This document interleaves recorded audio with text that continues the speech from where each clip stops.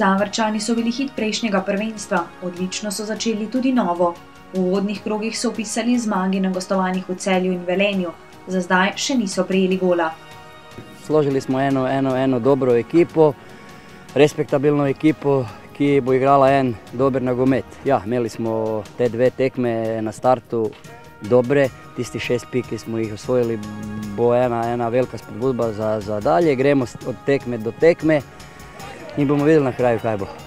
V petek jih čaka prva domača tekma, a ta ne bo na stadionu v Zavrču, kjer so zadnjo sezono težko oddajali točke. Stadion ob meji s Hrvaško je trenutno gradbišče, klub želi biti prvoligaška stalnica z urejenim objektom. Stare montažne tribune tako ni več, tole so temelji za novo. Spodaj pridejo vsi prostori, ki v takih tribunah morajo biti, vse od dvojnih garderob do prostorov za sodnike, trenerje, maserje in tako naprej, fitness prostor in isto to je to, kar smo do sedaj rabili, nismo imeli, pa smo morali se seliti.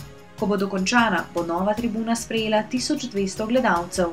Sedaj bomo nekako ponudili tribuno, ki bo na vsak način izboljšala ogled tekem in mislim, da bo vsi tisti, ki so bili ob cesti, sedaj tudi prišli na tribuno, ker bo imeli prostor, prej tudi ni bilo prostora za vse, ki so se hoteli tekmo gledati. Sedaj bo to ponujeno in mislim, da bojo gledalci prišli na svoj račun in bojo vsi z veseljem prišli na tribuno. Dokler jo gradijo, bodo Haložani tekmece pričakali 18 km stran na Ptuju. Najprej bodo tam v petek v tretjem krogu gostili Domžalčane. Igral sem 6 let tam in ne vem, če 6 let je že skoraj menilo, da kaj nisem igral tam in uvideli. Igramo skoraj v gosteji in kaj čemo, gremo naprej in probamo zmagati. Mi smo se pripravljali tako, da bomo vse tekme igrali v goste, kaj smo vedeli, da se tu dela stadion in da nekšo veliko pomoč od domačega terena ne bomo imeli. Završki stadion naj bi obnovili do konca avgusta. Če bodo držale napovedi, bodo Zavrčani tekmece tam spet gostili v 7. krogu, ko se bodo pomerili z Radomljami.